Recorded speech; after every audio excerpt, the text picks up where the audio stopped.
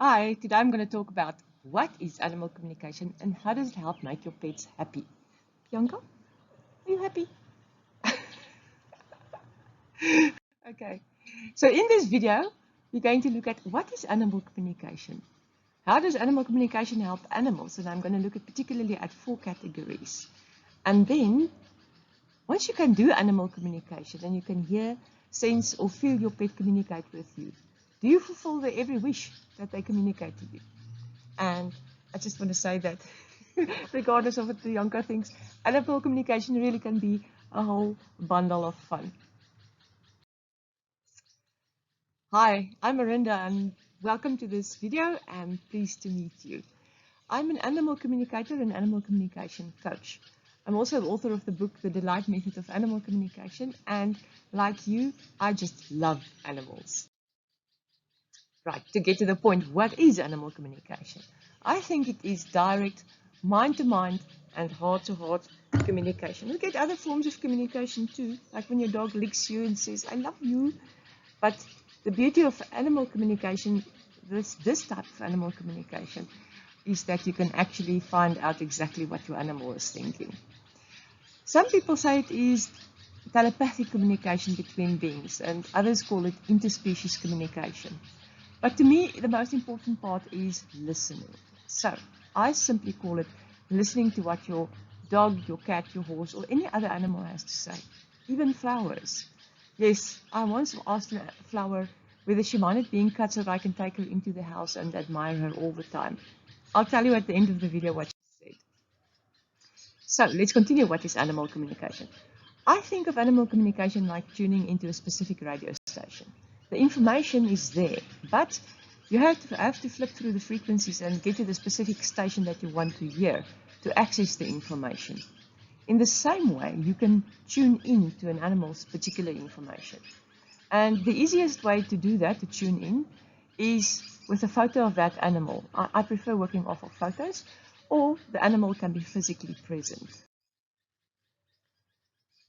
And I think of animal communication mainly as dedicated listening, as a real focused attempt from us humans to actually listen and find out what animals are thinking and feeling.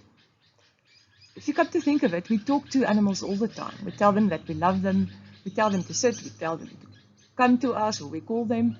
But when do we really take the time to actually listen to them? And I can tell you one thing, is that it really makes animals so happy when we take the time to listen to them. So how does animal communication help animals? I've seen a dramatic improvement in animals after an animal communication session. No other magic involved. I didn't send any particular healing, but people said that the happiness levels and the emotional feelings of the animals seem to improve drastically. Why do you think is that? I've wondered about that, and my conclusion is that the animal felt heard maybe for the first time ever. Also, now, after you've heard your animal, I think it's important to give them some kind of indication that you've actually heard them. Like in one animal communication course, a horse actually asked for an entire truckload full of carrots. Now, while that might not be practicable or a good idea, it really could be worthwhile to just get a couple of carrots and go and give it to yours and say, thank you for telling me how you feel. I heard you. That can make a big difference.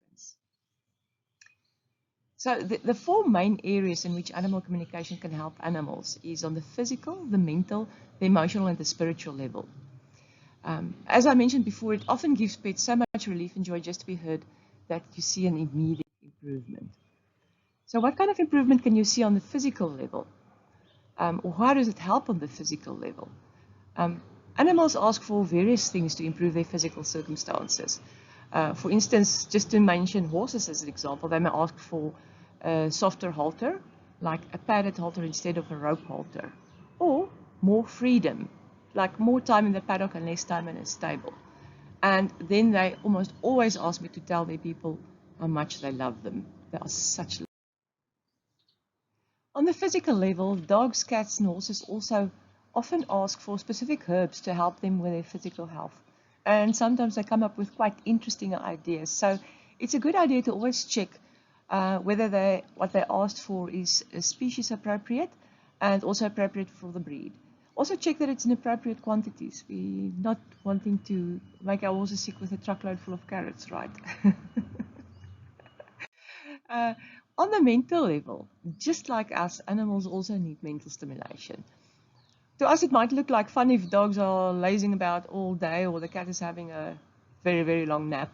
But many working breed dogs, for instance, ask for jobs. One case that I had was that a pair of German shepherds were very unsettled in their new home. So when we had a communication session with them, we asked them what they would like to do, and they said they wanted jobs. So the male elected to patrol the perimeter, which is quite typical of a German shepherd, while the female's job was to look after the house. And after that was agreed in the family, the German shepherd settled down very nicely. By the way, if you've got any questions at this stage, I'd love to know your questions. And you can type your question in the comments below. I might just make a video about it. Also, there is a link in the comments below where you can subscribe to my newsletter. That way you can get notified of more videos like this. So to continue on the emotional level, you can, for instance, if you get the help of an animal communicator or if you learn to do animal communication yourself, it enables your fur kid to tell them how much they love you. And that makes your girl or boy very, very happy just to be able to communicate that. And I must tell you, once you actually felt it and experienced it, it just blows your mind.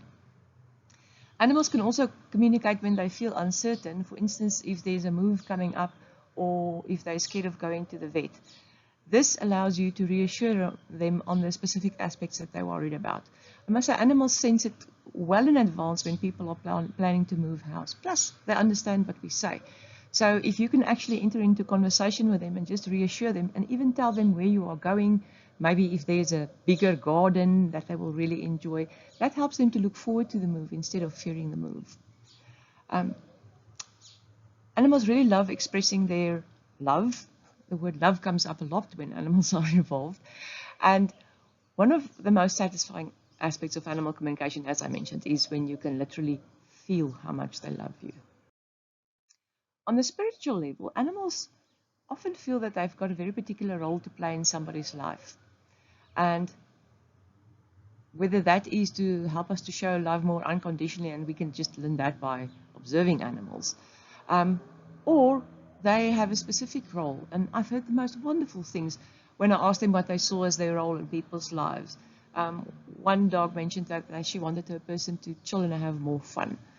And it's also astounding how it aligns with sometimes with the issues that we're experiencing in our lives at a particular time. So what it comes down to is actually that we think we help animals with animal communication, but most often they actually help us. It helps us to understand their physical, mental, emotional, and spiritual needs better, and it helps us to understand how much they love us and what role they wish to play in our lives. So, because my mission in life is to help make animals happy and to help make people happy while we're making the animals happy, I've written a booklet, 5 Magic Ideas to Improve Your Dog's Happiness Now. So if you'd like to receive it, just click on the link in the comments below. And if you enjoyed this video, please just give it a little heart. Thank you very much. Oops, I almost forgot. When I asked the flower how she would feel if I cut her off and put her in a vase, she said she didn't mind at all. In fact, she said she loves bringing humans joy. She also added that she'd be very sad if I put her in a vase and then forgot to enjoy her loveliness, because she felt her mission was to spread joy through her beauty. I've also found that if you put flowers in a vase and you look at them, send them love and appreciate them every day, they last far longer. So there's a tip to consider. Have an awesome day. Thanks for watching. Bye.